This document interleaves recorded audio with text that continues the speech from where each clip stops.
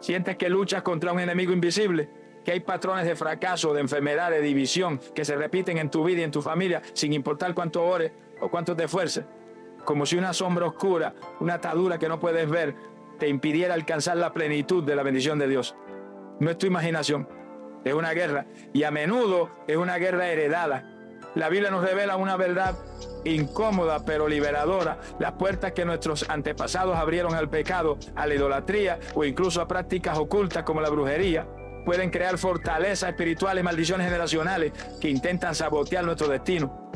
Pero hoy la palabra profética para ti es que se acabó. Porque el Dios que te llamó no te llamó a ser un prisionero de tu pasado, te llamó a ser un rompedor de maldiciones. Te ha sentado en lugares celestiales con Cristo, te ha entregado las llaves del reino y te ha armado con el poder invencible de su nombre y de su sangre. En la enseñanza de hoy no vamos a temblar ante la oscuridad, vamos a invadirla. Te voy a entregar el manual de guerra divina, las armas específicas y la oración de liberación que no solo resiste, sino que destruye toda brujería, todo hechizo y toda maldición generacional que haya intentado reclamar tu vida o tu linaje. Así que, si estás harto de luchar contra la misma sombra, si estás listo para cortar las cuerdas invisibles que te atan al pasado y reclamar la libertad total que Cristo compró para ti, entonces prepárate, ajusta tu armadura, afila tu espada, porque hoy el reino de los cielos sufre violencia y los valientes arrebatan su libertad. Comencemos. Hermanos, hay batallas en la vida que entendemos. Luchamos contra una enfermedad y sabemos su nombre. Peleamos contra la escasez y vemos la factura. Pero hay otras guerras más silenciosas, más confusas, que parecen no tener lógica. Son esos patrones destructivos que se repiten en nuestra vida o en nuestra familia, generación tras generación, como una sombra oscura que nos persigue. Es la adicción que atrapó a tu abuelo, luego a tu padre, y que ahora sientes susurrándote al oído. Es esa tendencia a la depresión o la ira explosiva que parece correr por tu vena. Ese ciclo inexplicable de fracaso financiero o de relaciones rotas que, sin importar cuánto te esfuerces, vuelve a manifestarse. Te sientes como si estuvieras luchando contra un fantasma, contra una fuerza invisible que sabotea cada uno de tus intentos de ser libre. Si has experimentado esta frustración, si has sentido que hay algo más profundo operando en tu contra, algo que va más allá de tus propias decisiones o de las circunstancias visibles, no estás loco y no estás solo. La palabra de Dios, en su profunda sabiduría, reconoce la realidad de esta guerra heredada. Nos enseña que las acciones, las decisiones y los pecados de nuestros antepasados pueden de hecho abrir puertas espirituales y crear atmósferas que afectan a las generaciones futuras. No como un destino inescapable, sino como una batalla cuesta arriba, como una tendencia, como una atadura invisible que debemos aprender a reconocer para poder romperla. El enemigo de nuestras almas, Satanás, es un oportunista legalista. Él sabe que Dios opera por principios de pacto y de legalidad, y busca desesperadamente encontrar una base legal, una puerta abierta para poder infiltrarse en una línea familiar y establecer una fortaleza. Cuando nuestros antepasados se involucraron en la idolatría, en prácticas ocultas como la brujería o la hechicería, cuando abrieron puertas al pecado grave y no se arrepintieron sin saberlo, firmaron contratos espirituales con la oscuridad. Y esos contratos, esas deudas espirituales, a veces intentan ser cobradas a sus descendientes. Es lo que la Biblia llama la iniquidad de los padres que visita a los hijos. En el libro de Éxodo, capítulo 20, cuando Dios entrega los 10 mandamientos, Él mismo revela este principio. Después de prohibir la idolatría, Él declara en los versículos 5 y 6, porque yo soy Jehová tu Dios, fuerte, celoso, que visito la maldad de los padres sobre los hijos, hasta la tercera y cuarta generación de los que me aborrecen, y hago misericordia a millares a los que me aman y guardan mis mandamientos. Esta no es una declaración de que Dios castiga injustamente a los hijos por los pecados de los padres, no. Es una revelación de una ley espiritual. El pecado abre puertas que pueden afectar a las generaciones. Pero fíjate en la segunda parte, que es infinitamente más poderosa. Su misericordia se extiende a millares, mucho más allá de las 3 o 4 generaciones. La gracia de Dios siempre supera el juicio. Pero el hecho es que esas puertas abiertas por nuestros antepasados pueden crear patrones. La brujería, por ejemplo, no es solo un acto aislado, es una invitación a espíritus de engaño, de manipulación y de oscuridad a operar en una familia. Una maldición generacional no es un destino inevitable, pero sí es una atmósfera espiritual contaminada, una tendencia, una debilidad heredada en ciertas áreas que el enemigo intentará explotar una y otra vez.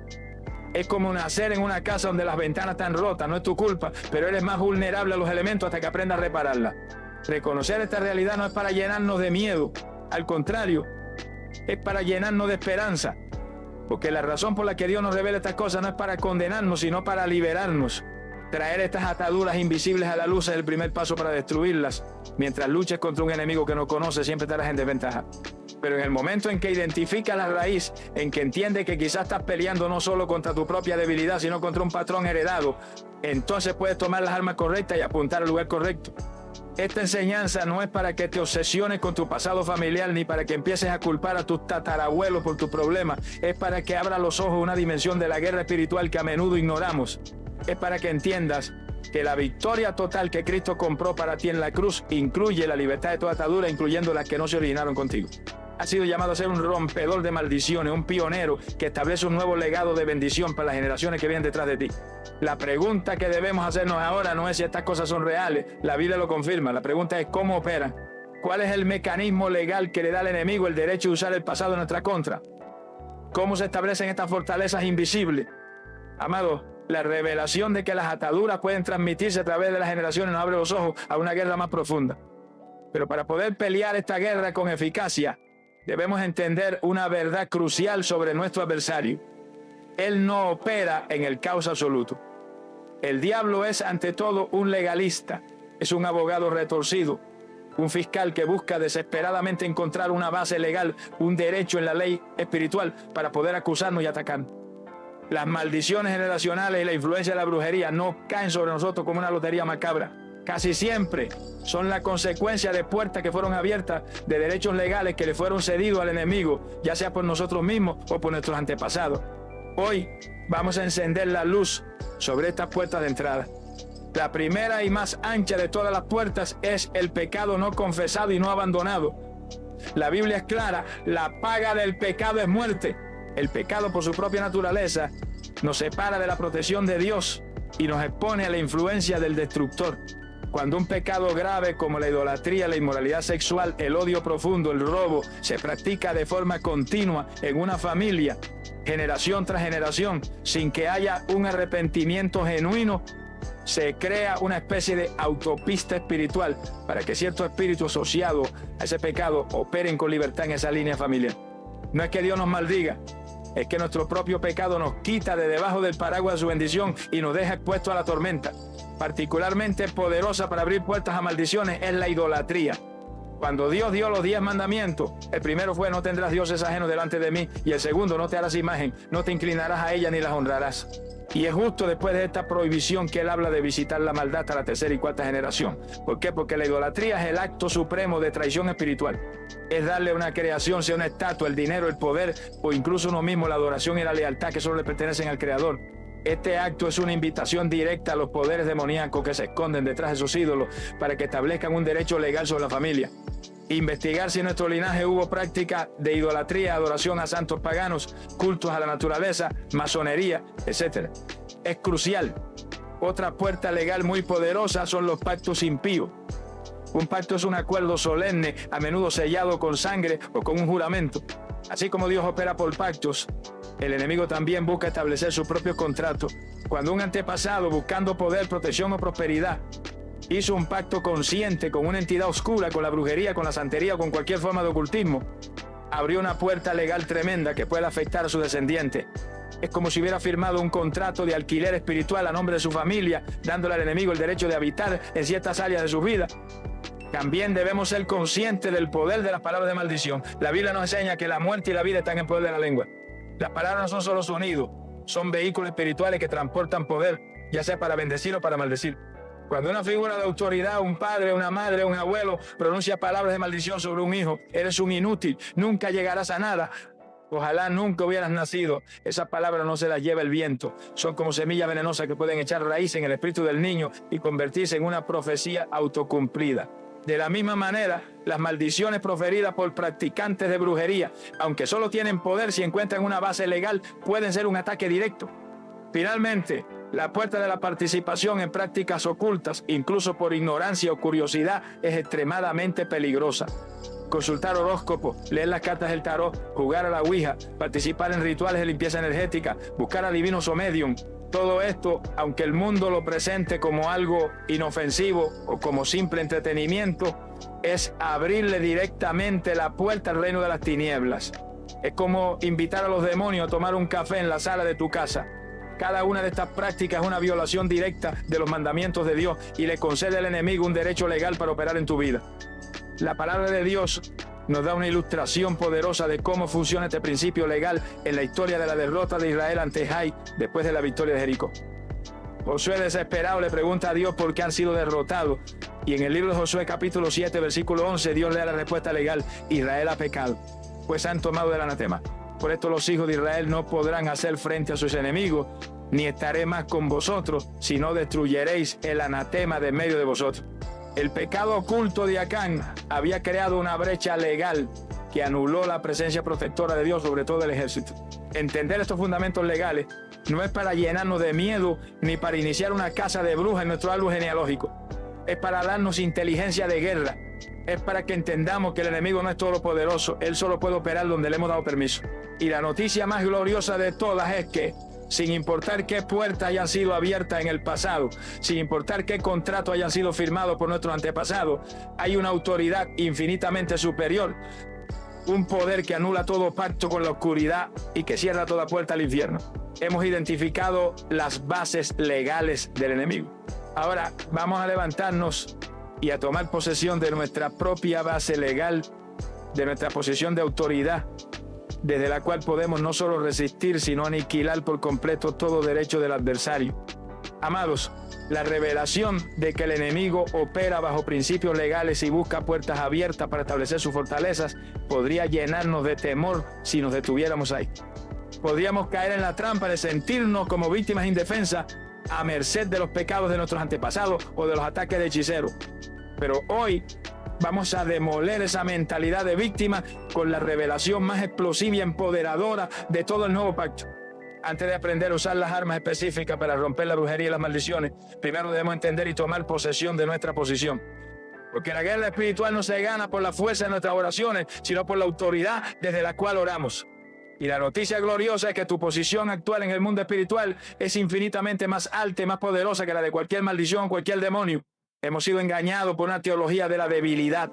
Nos vemos a nosotros mismos como pequeños soldados temblorosos en un campo de batalla terrenal, mirando hacia arriba con miedo a los principados y potestades que vuelan sobre nosotros. Pero esa no es la imagen que la palabra de Dios pinta de un creyente redimido. La verdad es que en el instante en que pusiste tu fe en Jesucristo, ocurrió una transacción legal y posicional de proporciones cósmicas. No solo fuiste perdonado, fuiste trasladado, fuiste sacado del reino de las tinieblas y transportado al reino del Hijo amado. Y no solo fuiste trasladado al reino, fuiste entronizado con el Rey. El apóstol Pablo, escribiendo bajo la inspiración del Espíritu Santo, nos da el documento oficial de nuestra nueva dirección, de nuestra nueva posición. En su carta a los Efesios, capítulo 2, versículo 6, él declara esta verdad que debería ser que nuestro espíritu salte de júbilo. Dios juntamente con él, Cristo, nos resucitó. Y asimismo nos hizo sentar en los lugares celestiales con Cristo Jesús. Detengámonos aquí porque esta no es una promesa futura para cuando muramos. El verbo está en tiempo pasado. Ya nos hizo sentar. En el mundo espiritual ahora mismo tu posición legal no es la de un soldado luchando en el barro, es la de un coheredero sentado en un trono. ¿Y dónde está ese trono? En los lugares celestiales. ¿Y con quién estamos sentados? Con Cristo Jesús. Estamos compartiendo el mismo trono de victoria y de autoridad que ocupa el Hijo de Dios. Pero Pablo no se detiene ahí. En el capítulo 1 de la misma carta a los Efesios, él describe la posición exacta de ese trono. Dice que Dios sentó a Cristo a su diestra en los lugares celestiales, muy por encima de todo principado y autoridad y poder y señorío, y sobre todo nombre que se nombra, no solo en este siglo, sino también en el venidero. Esta es la clave de nuestra autoridad. No estamos sentados junto a los principados y potestades, no estamos sentados un poco por encima de ellos, estamos sentados muy por encima. Hay una distancia jerárquica infinita entre nuestra posición en Cristo y la posición de cualquier poder demoníaco, incluyendo aquellos que operan a través de la brujería o las maldiciones. Ellos operan desde abajo, desde la tierra, desde las tinieblas. Nosotros operamos desde arriba, desde los lugares celestiales, desde el trono mismo de la luz y del poder. Nuestra autoridad no es para obtenerla, es para ejercerla desde el lugar donde ya hemos sido posicionados. Esta revelación cambia por completo nuestra estrategia de guerra. Ya no oramos hacia la victoria pidiéndole a Dios que por favor derrote a nuestros enemigos. Oramos desde la victoria que Cristo ya consumó y desde la posición de autoridad que Él nos regaló. Es la diferencia entre un soldado que lucha por conquistar una colina y un rey que ya está sentado en la cima de la montaña y que simplemente envía sus decretos hacia el valle. Las maldiciones generacionales y los ataques de brujería son armas que operan en las regiones inferiores. Son como misiles lanzados desde la tierra. Pero tú estás sentado en los lugares celestiales muy por encima. Desde tu posición, esos ataques ni siquiera pueden alcanzar la altura a la que tú habitas en el espíritu. Tu trabajo no es interceptar cada misil con miedo. Es simplemente permanecer sentado en tu trono de autoridad, sabiendo que esas armas no tienen la jurisdicción ni el poder para afectarte. Esta autoridad no la ganamos por nuestros méritos, no depende de cuán santos seamos, de cuánto oremos. Es un regalo de la gracia, nos fue otorgada en el momento en que nos unimos a Cristo por la fe. Es su autoridad la que ejercemos. Por eso el enemigo tiembla, no ante nosotros, sino ante aquel que está sentado con nosotros y en nosotros. Él sabe que no tiene defensa contra la autoridad del Hijo de Dios. Por lo tanto, antes de pronunciar una sola palabra de rompimiento contra una maldición, el primer paso es tomar posesión de tu trono. Es un acto de fe. Es cerrar los ojos por un momento y visualizarte a ti mismo, no como la víctima de tu problema, sino como un rey, una reina, sentado al lado de Jesús en los lugares celestiales. Es sentir el peso de la corona de justicia sobre tu cabeza y el cetro de la autoridad en tu mano. Es declarar con una convicción profunda: yo no soy un esclavo del miedo ni de ninguna maldición. Soy un hijo del Rey Altísimo y estoy sentado con Cristo muy por encima de todo poder de las tinieblas. Vivir desde esta conciencia de tu posición es lo que te da la audacia para usar las armas que vamos a aprender a continuación. Ya no las usas como un soldado raso que experimenta con un arma nueva. Las usas como un general experimentado que conoce su rango y ejerce su autoridad con una certeza absoluta. Hemos establecido nuestro fundamento legal. Sabemos dónde estamos parados, o mejor dicho, dónde estamos sentados. Ahora, desde esta posición de autoridad suprema, estamos listos para desenvainar la primera y más poderosa de las armas que anulan y destruyen toda obra del enemigo. Amados, la revelación de nuestra posición de autoridad en Cristo es el trono desde el cual gobernamos la guerra espiritual. Pero un rey no gobierna solo con su presencia, gobierna emitiendo decretos, usando el poder de su palabra y el sello de su autoridad. Ahora que estamos firmemente sentados muy por encima de toda fuerza de oscuridad, necesitamos aprender a usar el arma que ejecuta nuestra autoridad, el arma que no solo resiste, sino que cancela y anula toda la obra del enemigo. Esta arma suprema, el cetro de nuestro poder delegado, es el glorioso e invencible nombre de nuestro Señor Jesucristo. Hemos sido enseñados a respetar el nombre de Jesús, a no tomarlo en vano, pero a menudo nuestro respeto se ha quedado corto. No hemos entendido que su nombre no es solo un título sagrado, es la concentración de todo su poder, toda su autoridad y toda su victoria. Es la firma del Rey del Universo. Y cuando un hijo de Dios que conoce su posición y su herencia pronuncia ese nombre con fe, no está simplemente diciendo una palabra, está liberando en la tierra la misma autoridad que gobierna el cielo. Está accionando la llave maestra que abre las puertas de la bendición y cierra de golpe las puertas del infierno. En el contexto de la guerra contra la brujería y las maldiciones generacionales, el nombre de Jesús opera como un decreto de cancelación. Pensemos en las maldiciones y los hechizos como documentos legales emitidos por el reino de las tinieblas. Son asignaciones, órdenes de ataque enviadas por el enemigo contra una persona o una familia, basadas, como vimos antes, en algún derecho legal que él cree tener.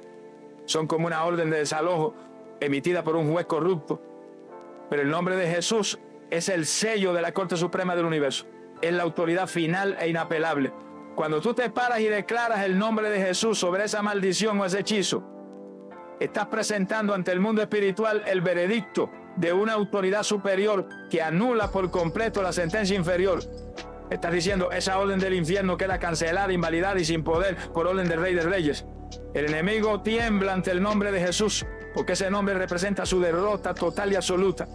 Fue en la cruz donde Jesús despojó a los principados y a las potestades. La palabra despojar es un término militar que significa quitarle las armas y la armadura a un enemigo vencido. Satanás está desarmado y Jesús los exhibió públicamente, triunfando sobre ellos en la cruz. Su victoria no fue secreta, fue una humillación pública para todo el infierno. Por lo tanto, cuando tú invocas el nombre de Jesús, estás recordándole al diablo no solo que fue derrotado, sino que fue públicamente avergonzado. Estás activando el poder de la victoria consumada de Cristo. La palabra de Dios nos da el fundamento legal de esta autoridad suprema. En la carta a los Filipenses, capítulo 2, versículos 9 al 11, leemos el decreto divino que establece la jerarquía del universo, por lo cual Dios también le exaltó hasta lo sumo y le dio un nombre que es sobre todo nombre, para que en el nombre de Jesús se doble toda rodilla de los que están en los cielos y en la tierra y debajo de la tierra, y toda lengua confiese que Jesucristo es el Señor, para gloria de Dios Padre. Esta es la constitución del cosmos. El nombre de Jesús es la autoridad final. Está por encima del nombre de cualquier brujo, de cualquier hechicero, de cualquier maldición ancestral. Está por encima del nombre de la pobreza, de la enfermedad, de la adicción. Y la ley divina es que toda rodilla, incluyendo la de cada demonio asignado a ejecutar una maldición o un hechizo, está obligada a doblarse en sumisión ante la mención de ese nombre. No es una opción, es una ley. Por lo tanto, nuestra oración de liberación se convierte en un acto de ejecución legal. Ya no le rogamos a la maldición que se vaya, le ordenamos que se vaya en el nombre que tiene toda la autoridad. Nuestra oración cambia. En lugar de decir, Señor, por favor, rompe esta maldición de escasez en mi familia, nos paramos en nuestra autoridad y decretamos: maldición de escasez que has operado en mi linaje, yo te hablo ahora en el nombre de Jesús. Te declaro cancelada, rota y sin poder sobre mi vida y la de mis descendientes. Tu base legal ha sido destruida por la obra de Cristo. Te vas ahora. Cuando un espíritu asignado a través de brujería intenta atacar tu salud o tu paz mental, no entras en pánico. Te paras firme y declaras: espíritu inmundo enviado a través de hechicería, te resisto ahora en el nombre poderoso de Jesús. Ese nombre está muy por encima de ti. Tu asignación es cancelada. Tu poder es anulado. Te ordeno que te vayas y no vuelvas más. Has usado el sello del Rey para invalidar el decreto del infierno. El mismo Señor Jesús nos dio esta comisión y esta promesa justo antes de ascender. En el Evangelio de Marcos, capítulo 16, versículo 17, Él dijo: y estas señales seguirán a los que creen. En mi nombre echarán fuera demonios. Fíjate que no dijo pedirán que los demonios se vayan. Dijo echarán fuera. Es una acción de autoridad. ¿Y cuál es la llave para esa autoridad? En mi nombre. El poder no está en nosotros, está en el nombre que usamos. Este nombre es nuestra arma de cancelación. Es el martillo que rompe las cadenas. Es el decreto que libera a los cautivos. Es la autoridad que pone en fuga a las huestes de maldad. Hemos aprendido a usar el arma que establece nuestra autoridad y cancela los decretos del enemigo. Pero toda guerra deja un campo de batalla sucio. Y necesitamos un arma que no solo expulse al invasor, sino que también limpie, purifique y selle el territorio conquistado. Amado, qué arma tan devastadora es el nombre de Jesús. Es el decreto de cancelación que anula toda orden del infierno y pone en fuga a nuestros adversarios espirituales. Pero todo guerrero sabe que después de expulsar al invasor de un territorio, a menudo queda la suciedad, la contaminación, el residuo de su presencia maligna. Una maldición generacional, un acto de brujería, no solo es un ataque, deja una mancha espiritual, una atmósfera contaminada, una puerta que, aunque cerrada por el nombre, todavía necesita ser limpiada y sellada para que el enemigo no encuentre una excusa para regresar. Y para esta obra de purificación profunda, nuestro Rey nos ha entregado su propia esencia vital, el agente limpiador más poderoso del universo, la sangre preciosa de Jesucristo. Si el nombre de Jesús es el arma de la autoridad legal que expulsa al enemigo, la sangre de Jesús es el arma del pacto que limpia el territorio y anula la base legal del enemigo para siempre. Debemos entender que el pecado, sea nuestro o de nuestros antepasados, no solo es una ofensa contra Dios, también crea una contaminación espiritual. Es como un derrame tóxico en la tierra de nuestra alma y de nuestro linaje. Y esa contaminación es la que a menudo le da al enemigo el derecho legal para operar. La brujería y las maldiciones son como moscas que son atraídas a la basura espiritual. Si limpiamos la basura, las moscas no tienen dónde posarse. La sangre de Cristo es el único detergente divino lo suficientemente potente como para limpiar esa contaminación ancestral. En el Antiguo Testamento, la sangre de los animales se usaba en complejos rituales de purificación. Se rociaba sobre las personas, sobre los objetos, sobre el mismo tabernáculo, para limpiarlo ceremonialmente. Pero esa limpieza era externa, temporal, simbólica. Era una sombra que apuntaba a la verdadera sustancia. La carta a los Hebreos, en su capítulo 9, nos explica esta diferencia crucial. Después de describir los rituales de purificación con sangre animal, el autor pregunta en el versículo 14, ¿cuánto más la sangre de Cristo, el cual mediante el Espíritu Eterno se ofreció a sí mismo sin mancha a Dios, limpiará vuestras conciencias de obras muertas para que sirváis al Dios vivo? ¡Qué revelación tan inmensa! La sangre de Jesús no limpia solo lo externo, penetra hasta el lugar más profundo de nuestro ser, nuestra conciencia, y la limpia de las obras muertas, de los residuos del pecado, de la contaminación espiritual. Esta limpieza no es solo personal, es generacional. La sangre de Cristo tiene un poder retroactivo. Puede viajar hacia atrás en el tiempo a través de tu línea de sangre y limpiar el ADN espiritual de tu familia. Es como un río de vida que fluye desde la cruz hacia tu pasado, lavando la iniquidad de tus padres, abuelos y bisabuelos, que le dio un derecho legal al enemigo sobre tu linaje. Cuando aplicas la sangre sobre tu árbol genealógico, estás cortando espiritualmente las raíces podridas y permitiendo que la vida nueva de Cristo fluya hacia ti y hacia tus descendientes. Además de limpiar, la sangre opera como el precio de la redención que anula toda deuda. Como aprendimos en una enseñanza anterior, fuimos rescatados de la vana manera de vivir que heredamos de nuestros padres, no con oro ni plata, sino con la sangre preciosa de Cristo. Una maldición generacional es, en esencia, una deuda espiritual heredada, pero la sangre de Jesús es el pago completo y final de toda deuda. Cuando tú aplicas la sangre sobre esa maldición, estás presentando ante la corte del cielo el recibo de pagado en su totalidad. El enemigo ya no puede cobrar una deuda que ha sido legalmente cancelada por el sacrificio supremo. El apóstol Juan en su primera carta, capítulo 1, versículo 7, nos da esta promesa continua. Si andamos en luz, como Él está en luz, tenemos comunión uno con otro. Y la sangre de Jesucristo, su Hijo, nos limpia todo pecado. Fíjate que el verbo limpia está en tiempo presente continuo. No dice nos limpió una sola vez, dice que nos limpia. Es una fuente que fluye constantemente. Cada vez que nos acercamos a Dios en arrepentimiento y fe, la sangre de Jesús está disponible para lavarnos, purificarnos y restaurarnos. Por lo tanto, la oración de liberación debe incluir este acto poderoso de aplicación de la sangre. Después de haber cancelado la maldición con el nombre de Jesús, procedes a limpiar el terreno. Oras con fe. Padre, ahora tomo la sangre preciosa de tu Hijo Jesús y la aplico sobre mi vida y sobre toda mi línea familiar. Por el poder de la sangre, rompo ahora toda maldición generacional de nombre el patrón, enfermedad, pobreza, adicción, etc. Lavo mi ADN espiritual con la sangre del Cordero. Cancelo toda deuda espiritual heredada. Todo pacto impío hecho por mis antepasados queda anulado ahora por el nuevo pacto sellado con su sangre. Aplico la sangre de Jesús sobre mi mente, limpiándola de toda fortaleza de opresión. Aplico la sangre sobre mi corazón, purificándola de toda herida y amargura. Aplico la sangre sobre mi cuerpo, declarando sanidad y vida. Y aplico la sangre sobre mi hogar, limpiando esta atmósfera de toda contaminación. Declaro que somos un linaje limpio, redimido y santificado, apartado para la gloria de Dios. Este acto de limpieza y purificación es fundamental. Has expulsado al enemigo con el nombre y ahora has eliminado la basura espiritual que lo atraía usando la sangre. Has establecido una doble barrera, la autoridad legal y la pureza del pacto. El territorio está siendo asegurado, pero un territorio limpio necesita ser edificado. Una vez que hemos cancelado el decreto del enemigo y hemos purificado el terreno, debemos empezar a construir la realidad del reino de Dios en su lugar. Y para eso necesitamos nuestra tercera gran arma. Amados guerreros, hemos establecido nuestra autoridad en el nombre invencible de Jesús y hemos purificado nuestro territorio con el poder incomparable de su sangre.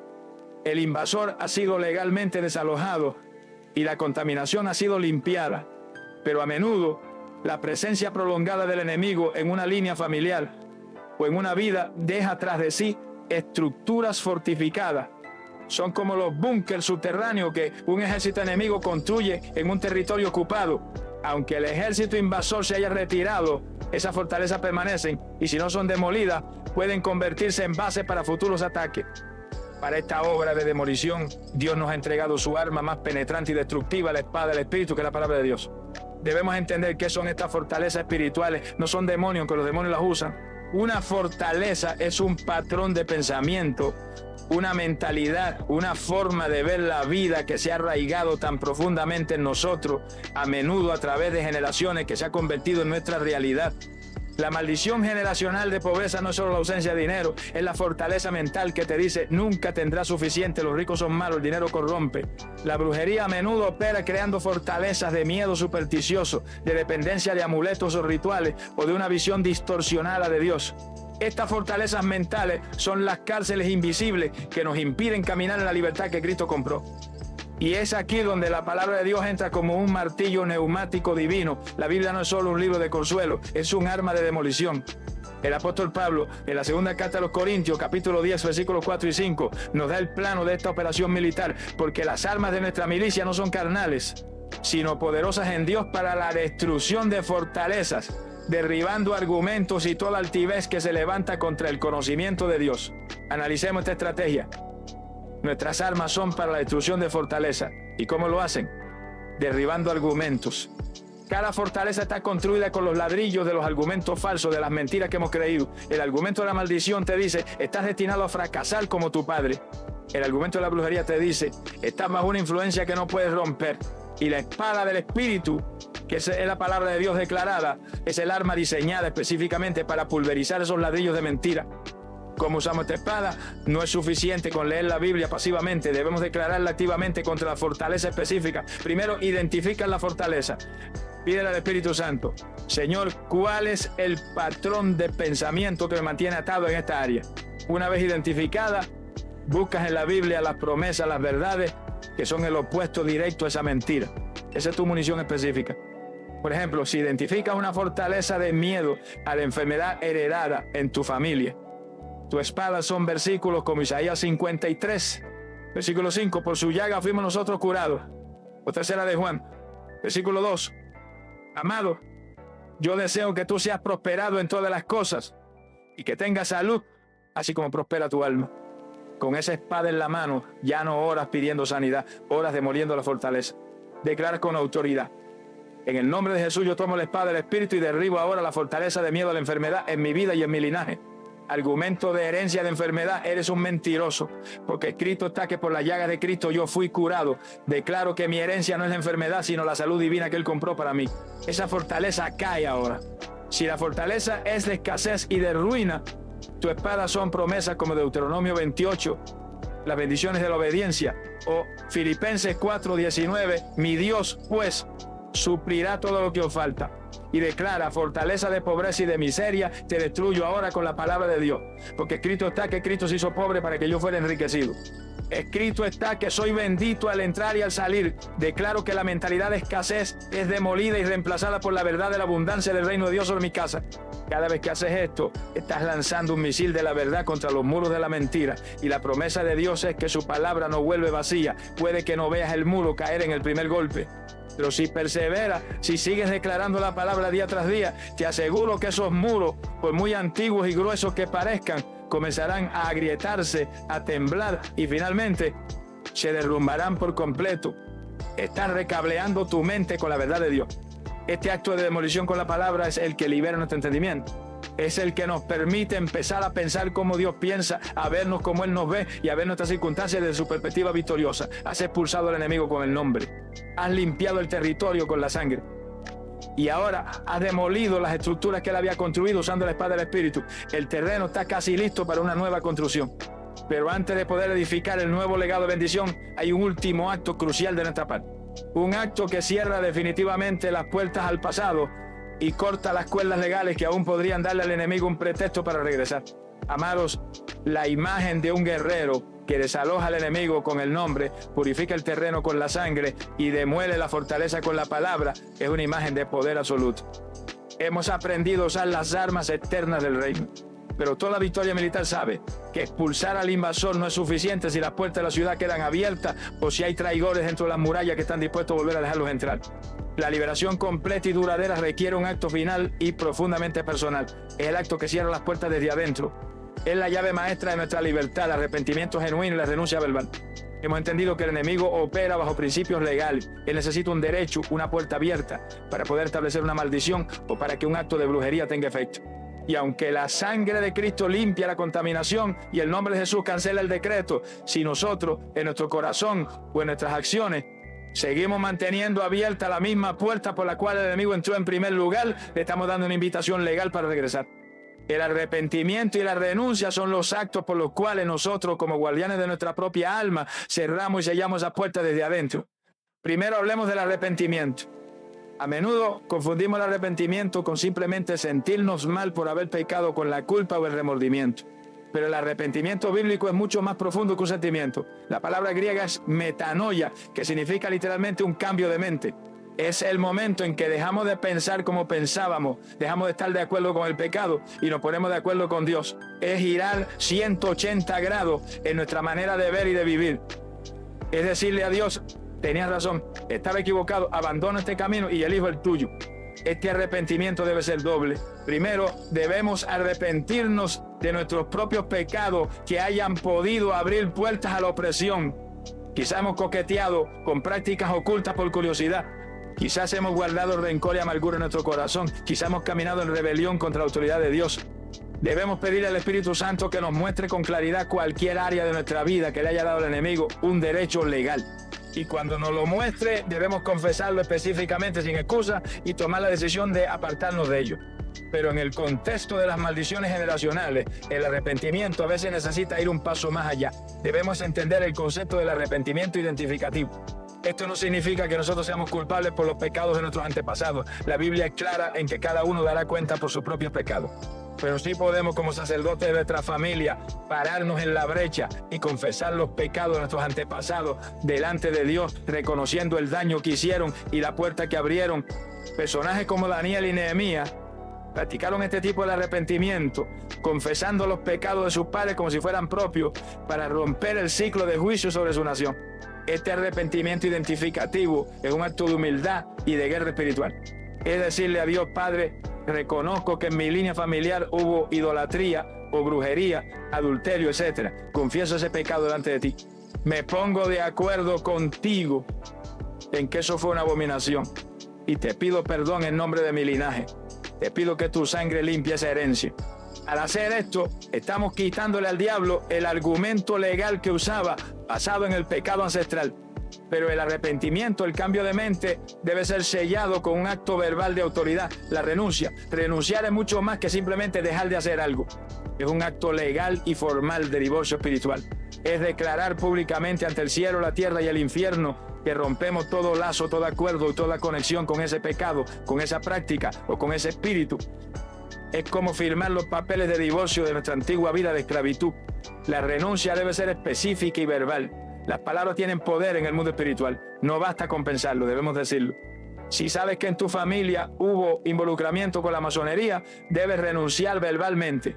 En el nombre de Jesús yo renuncio a todo pacto que mis antepasados hayan hecho con la masonería. Rompo todo lazo con ese espíritu de engaño. Declaro que mi lealtad pertenece solo a Jesucristo.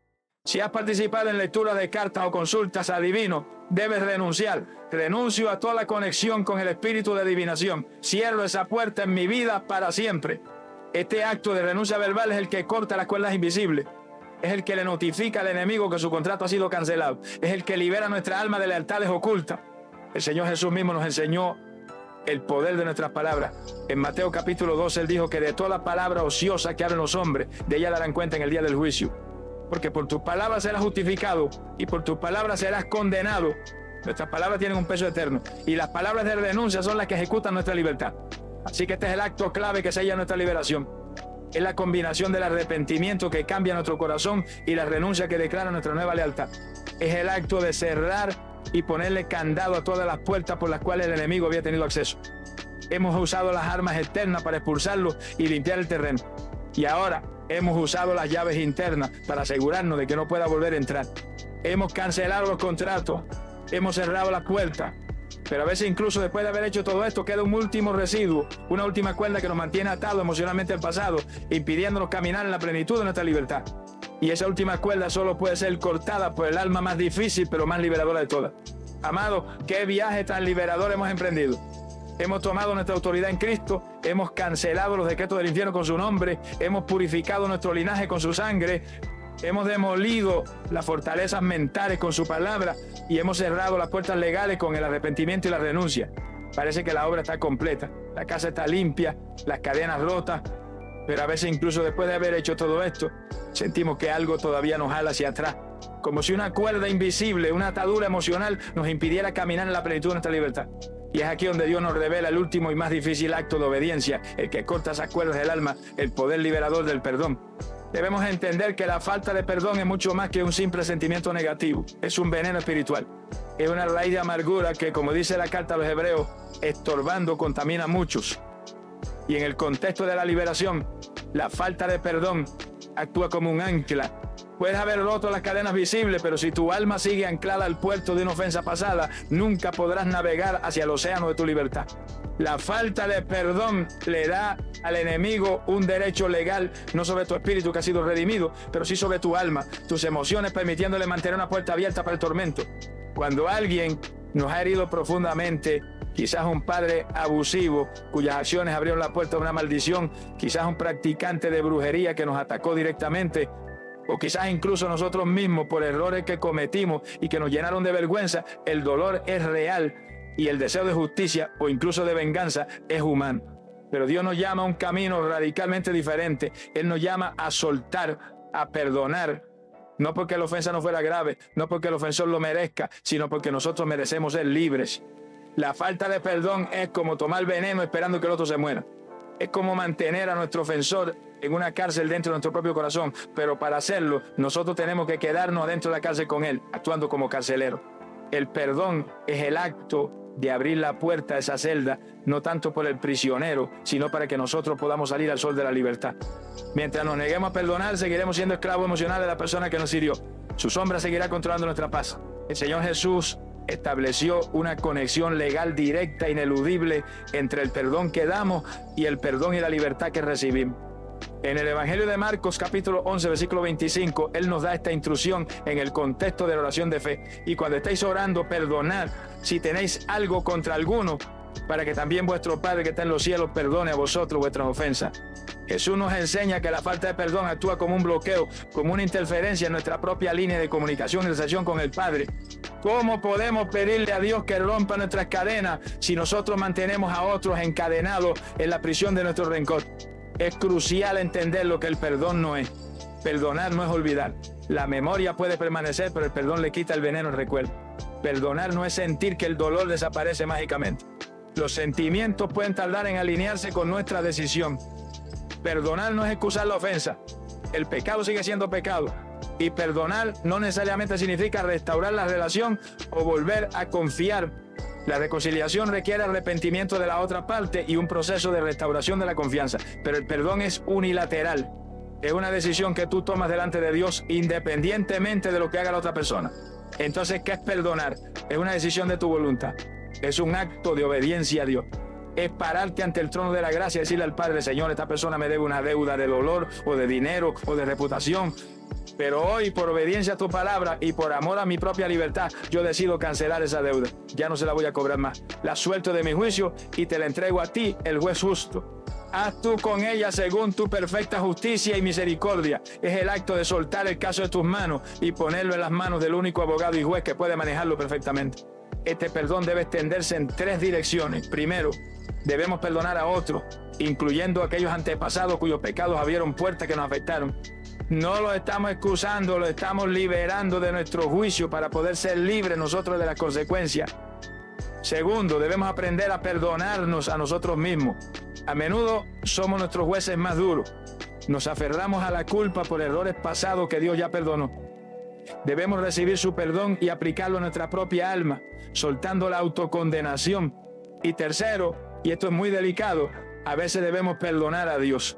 No porque Él haya hecho algo malo, sino porque quizás hemos albergado en nuestro corazón un resentimiento oculto contra Él por haber permitido ciertas cosas en nuestra vida.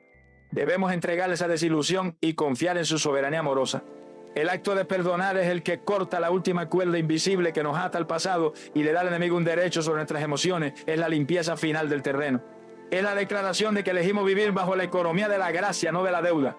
Una vez que hemos usado esta arma final del perdón, una vez que hemos limpiado nuestro corazón de toda amargura, el territorio de nuestra vida no solo está legalmente libre, sino también emocionalmente despejado. Las puertas han sido cerradas, las cadenas rotas, las fortalezas demolidas, el terreno está listo. Y ahora debemos dar el último paso, no solo mantenerlo limpio, sino empezar a construir sobre él un nuevo legado. Amados, qué viaje tan liberador hemos emprendido juntos. Hemos desatado las armas más poderosas del cielo para romper las cadenas de la brujería y las maldiciones generacionales.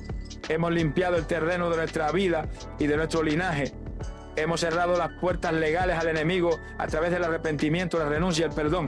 La cárcel ha sido abierta. El prisionero ha sido liberado. Pero la libertad no es el final de la historia, es apenas el comienzo. Una tierra conquistada y limpiada no sirve de nada si se deja abandonada. Debe ser cultivada, sembrada y edificada. Y es aquí donde llegamos al último y más glorioso capítulo de nuestra liberación. El acto de sellar nuestra libertad. De aprender a caminar bajo la bendición abierta de Dios y de empezar a construir conscientemente un nuevo legado para las generaciones futuras. El error más trágico que podemos cometer después de una experiencia de liberación es volver a la pasividad. Pensar, ya oré, ya renuncié, ya perdoné, ahora todo estará bien. Pero la libertad, al igual que un jardín recién limpiado, requiere vigilancia y cultivo. El enemigo que ha sido expulsado no se rinde fácilmente. La Biblia nos advierte que él anda como león rugiente buscando a quien devorar y buscará cualquier oportunidad, cualquier descuido de nuestra parte para intentar volver a sembrar su cizaña en el terreno que le fue arrebatado. Por lo tanto, caminar en libertad no es flotar en una nube, es una disciplina diaria de permanecer conectado a la fuente de nuestra libertad. El primer acto para sellar nuestra libertad es llenar activamente el vacío. Recordemos la advertencia de Jesús sobre la casa limpia pero vacía. Una vez que hemos expulsado los espíritus de opresión y hemos demolido la fortaleza de pensamiento, debemos llenar ese espacio intencionalmente con la presencia de Dios. Esto significa cultivar una relación diaria con Él a través de la oración y la adoración. Significa llenar nuestra mente con su palabra, reemplazando las viejas mentiras con sus verdades. Significa buscar la comunión con hermanos en la fe que nos animen y nos fortalezcan. Una vida llena del Espíritu Santo es una fortaleza impenetrable para el enemigo. Él no puede habitar donde la gloria de Dios reside. El segundo acto es cambiar nuestro lenguaje. Antes, quizás nuestro lenguaje estaba contaminado por la queja, la crítica, el miedo o las palabras de maldición que repetíamos sin darnos cuenta, a menudo heredadas de nuestra familia. Pero ahora que somos libres, debemos aprender a hablar el lenguaje de la bendición. La Biblia nos enseña en Proverbios capítulo 18 que la muerte y la vida están en poder de la lengua. Tenemos en nuestra boca el poder de crear atmósfera, de profetizar destino, de bendecir o de maldecir. Debemos empezar a bendecir activamente aquello que antes estaba bajo maldición.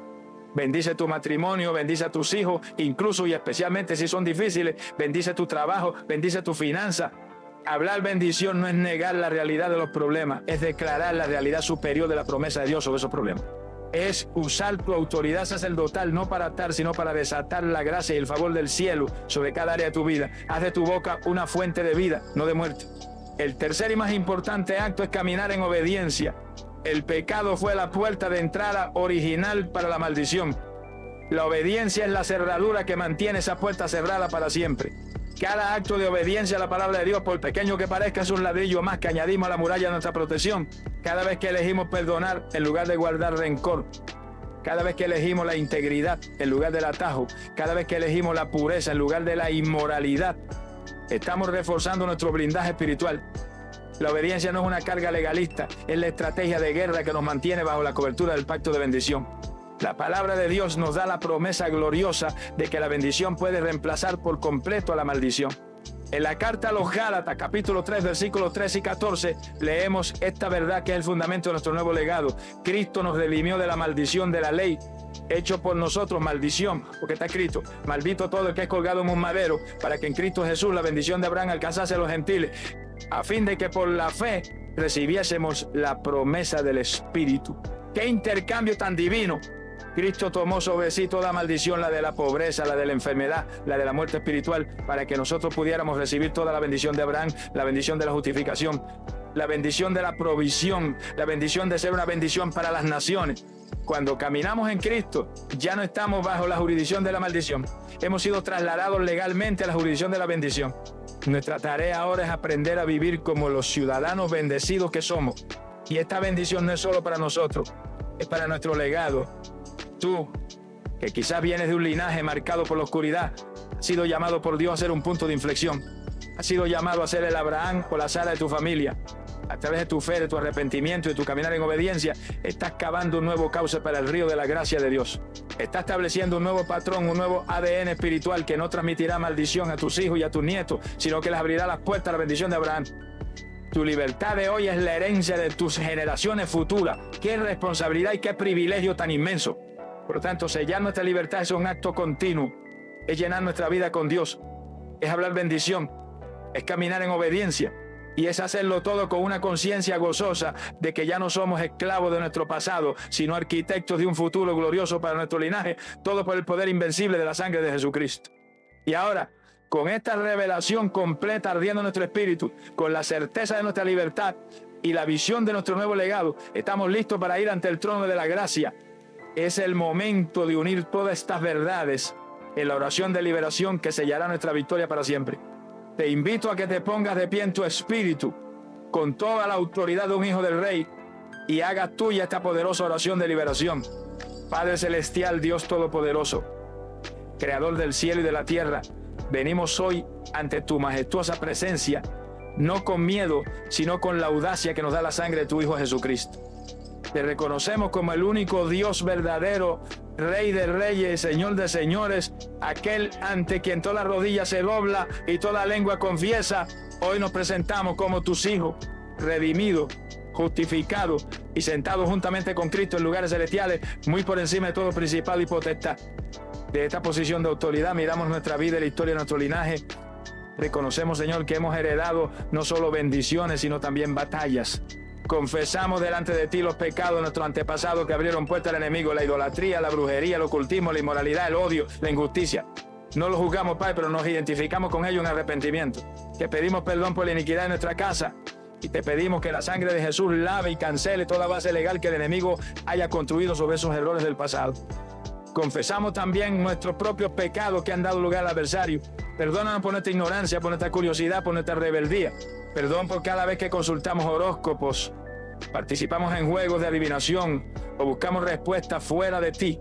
Perdón por guardar rencor, por caminar en amargura o por permitir la contienda en nuestro hogar.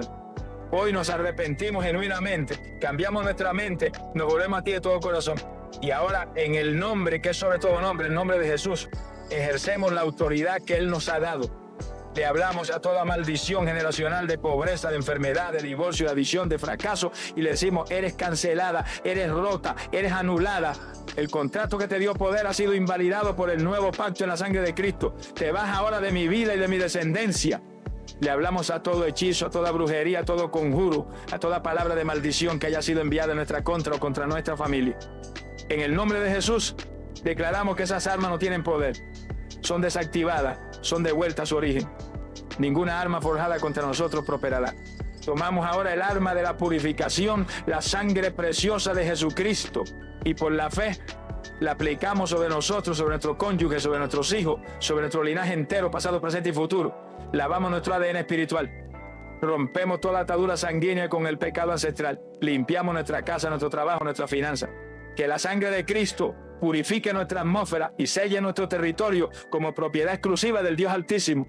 Desenvainamos la espada del Espíritu, que es tu palabra, y demolimos toda la fortaleza mental que estas maldiciones hayan construido. A la fortaleza de miseria le declaramos, Cristo se hizo pobre para que fuéramos enriquecidos. A la fortaleza de enfermedad le declaramos, por su llaga fuimos curados. A la fortaleza de miedo le declaramos, Dios no nos ha dado espíritu de cobardía, sino de poder. A la fortaleza de rechazo le declaramos, somos aceptos en el amado. Toda fortaleza de mentira se derrumba ahora. Y para cortar la última cuerda, elegimos el perdón. Perdonamos a nuestros antepasados por las puertas que abrieron. Perdonamos a toda persona que nos haya maldecido, practicado brujería en nuestra contra. Los soltamos de nuestro juicio y los entregamos a tu misericordia. Nos perdonamos a nosotros mismos por nuestros errores y recibimos tu perdón completo y absoluto. Toda raíz de amargura es arrancada ahora. Somos libres, libres por el poder del nombre de Jesús. Libres por el poder de la sangre de Jesús, libres por el poder de la palabra de Jesús, libres por el poder del perdón de Jesús. Y ahora, Padre, en este territorio limpio y liberado, pedimos que tu Espíritu Santo venga y lo llene todo. Donde había maldición, declaramos tu bendición. Donde había oscuridad, declaramos tu luz. Donde había muerte, declaramos tu vida.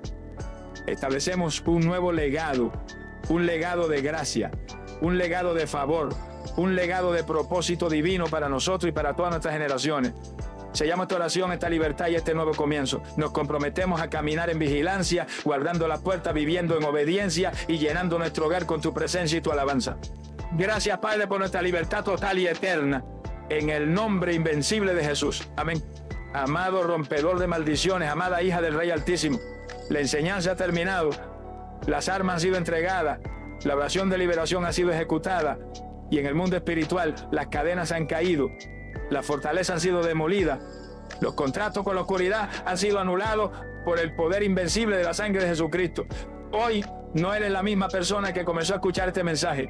Has pasado de ser un posible heredero de maldiciones a ser un administrador confirmado de la bendición de Abraham. Tu linaje ha sido limpiado. Tu libertad ha sido reclamada. Ahora, ve y vive diferente. No camines más bajo la sombra de tu pasado familiar. No le des más lugar al miedo supersticioso ni a la opresión.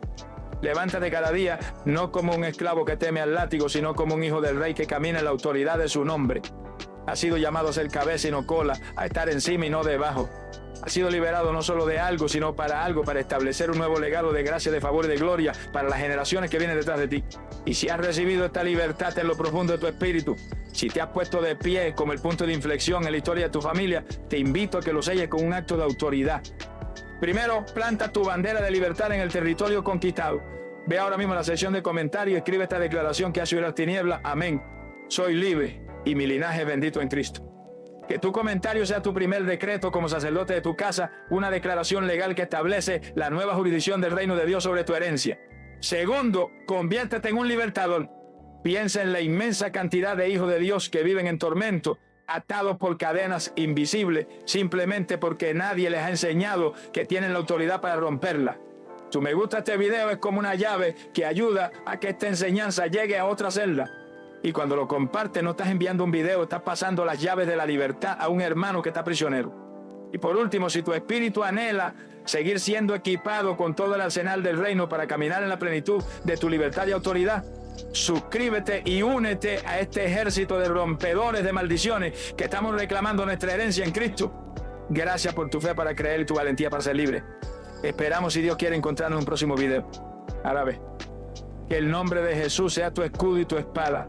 Que la sangre de Cristo sea tu sello y tu purificación. Que la palabra de Dios sea la lámpara a tus pies y la arquitecta de tu nuevo legado. Que vivas libre, camines en bendición y seas un testimonio viviente del poder redentor de nuestro glorioso Rey. Permanece en tu libertad.